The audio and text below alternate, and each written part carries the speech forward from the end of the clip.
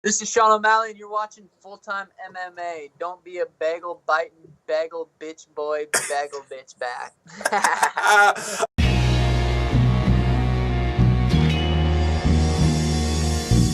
Back to the daily grind, and shout out to the full-time patrons. Make sure to hit subscribe if you're new and hit thumbs up if you're not a baby back bagel biting bitch boy, cause you know what time it is. It's full time MMA. And on Ariel Helwani's show today, he spoke with Sage Northcutt. And actually, Sage Northcutt, surprise, surprise, motherfuckers, revealed that he's a free agent right now. And he said that his friends Rory McDonald and Lyoto Machida are making double or triple what they made in the UFC. Ooh, damn. That's kind of crazy. I mean, I know Bellator's paying motherfuckers, but I don't know how much. But that almost seems crazy, but I still kind of, I can see it.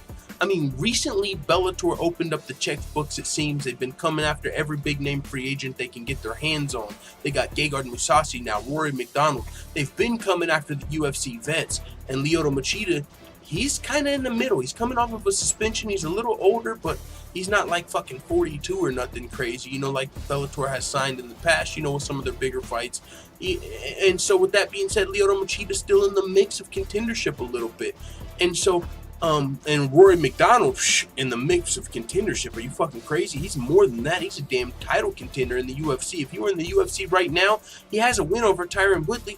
He could fucking very well be in the mix for best welterweight of all time at this point. He's over in Bellator, got the strap. I mean, where's 50 Cent at? Hey, get the strap. No, you know that he actually sold that line to Bellator, the line "Get the strap." Hey, Roy McDonald got the strap. I think it was Stamina MC I was talking to on that as well. The whole "Get the strap," like what, how? Okay, another topic for another day. Make sure you tune into the live show tomorrow, where all of this goes down, where we chop it up every single weekday.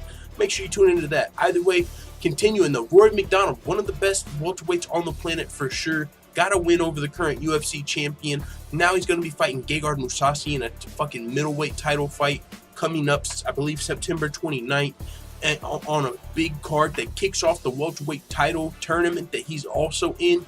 Rory McDonald like a fucking madman right now, training for two different opponents. Gegard first, then he's got to take on fucking John Fitch after that. Unless John Fitch gets injured and an alternate steps in, God for fucking bid, Roy's even got to, you know, he's got to even deal with that whole situation. So Rory's got a whole lot on his fucking plate right now, and he seems to be getting compensated pretty fairly. Now, Sage said that he's making double or triple what he made in the UFC. Maybe Sage knows a little more personal information. It's probably not just specifically his fight purse. You got to think also over in Bellator, you can get some sponsors. And MMA is on the rise. You know what I'm saying? With that being said, Bellator specifically on the rise. They're probably getting some bigger sponsors these days, especially the bigger stars. Rory McDonald might be the biggest, if not the biggest star of Bellator. I mean, got a win over a UFC champion. He's got the belt right now, fighting in a champ fight. He got some like Bitcoin investment shit going on. He had a damn like Bitcoin sponsor or some shit. Like he's got some Rory McDonald over there getting some motherfucking paper. So I can see that. But being the face of Bellator, I could imagine you're going to get paid pretty nicely.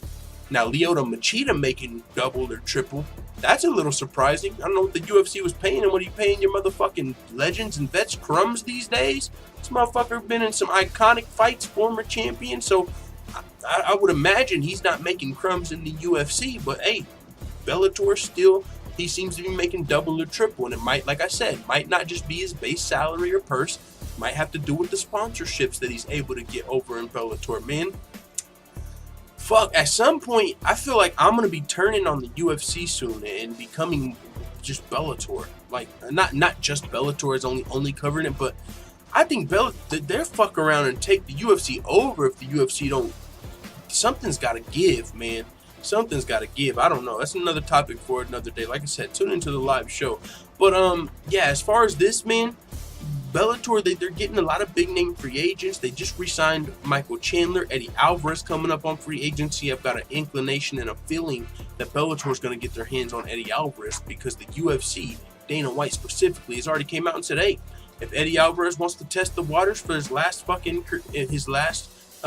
fight contract of his career, we're willing, because you got to think Eddie Alvarez gambled with his career kind of.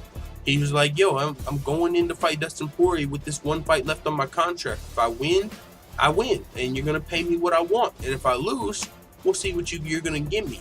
And if he's not happy with that offer, he could very well come over to fucking Bellator, especially hearing this from Sage. Let fucking Eddie Alvarez hear this. Let fucking Eddie Alvarez see this tweet or hear this interview. He's gone. He's fucking gone. Eddie Alvarez, the Bellator would have to make a huge play for Eddie Alvarez. You know why? Because that's a fight everybody wants to see. Oscar fucking De La Hoya could sign Eddie Alvarez and Michael Chandler, and we would all watch on that night. And so with that being said, if Eddie Alvarez became a free agent, you don't think Bellator's going to make that motherfucking move? Not only is that one piece to the puzzle of the Michael Chandler puzzle, also motherfucking Eddie Alvarez fought Conor McGregor. Yeah, he lost, but he was a UFC champion. So, a lot of fucking stock if you're Bellator and Eddie Alvarez. Maybe the UFC's done with him. Maybe they don't see him being a champion in their league. Maybe he's asking for too much at this point. Well, guess what? Bellator would probably pay him too much at this point because he would be an instant fucking star in Bellator. Huge for Bellator. And with this information from Sage Northcutt, yo, let Eddie Alvarez see this fucking tweet or hear this interview. He's in there like swimwear, man. And so with that being said, also Sage Northcutt a fucking free agent. Whoa! Out of left field. I didn't hear anything about that, know anything about that on the horizon. Sage Northcutt's contract and whatnot. Usually that does stay pretty private a lot of the times. But Sage Northcutt said he's a free agent right now. Now, with that being said, there's no way he's like a unrestricted free agent. He might be a restricted free agent, and what that means is his contract is up, but the UFC still has time to negotiate with him. Bellator can't call up Sage right now and say, hey, we'll give you $200,000. Bellator can't just call him up and negotiate with him because technically he's still under contract even though his last fight is up. That's what happens a lot of the time. After your contract expires, you can't go sign with Bellator tomorrow. You can't even talk to Bellator tomorrow. You have to wait until the UFC you have to give them a little time to negotiate with you before you just run off and go crazy in free agency. So even if Sage Northcutt is a free agent, I think I don't think he can be picked up by fucking Bellator in these next month or so. So that's interesting though, because Sage Northcutt's last fight was at UFC Boise. Usually those last like a month or two, like that period. So I mean, he'll probably be able to go to Bellator sooner rather than later. And I'm not gonna lie, that'd be a fucking amazing place for Sage Northcutt. You got all these killers in the UFC. I mean, Sage Northcutt in the UFC kind of makes fighter morale go down. People kind of treat Sage Northcutt like a CM Punk character. They don't really respect his skills in the UFC.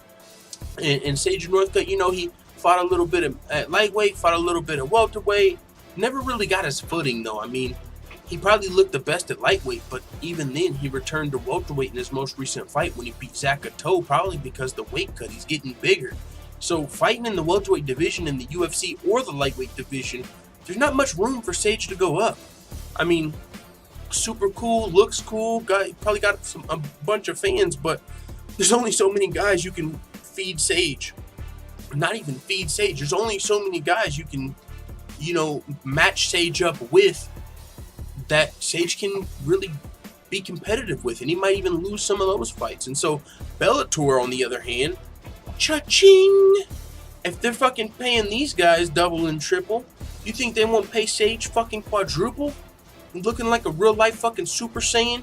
They could match him up with whoever the fuck they needed to. Oh my god! Sage Northcutt versus Michael Venom Page! Oh my god! Fuck! Sage Northcutt to Bellator! Bellator.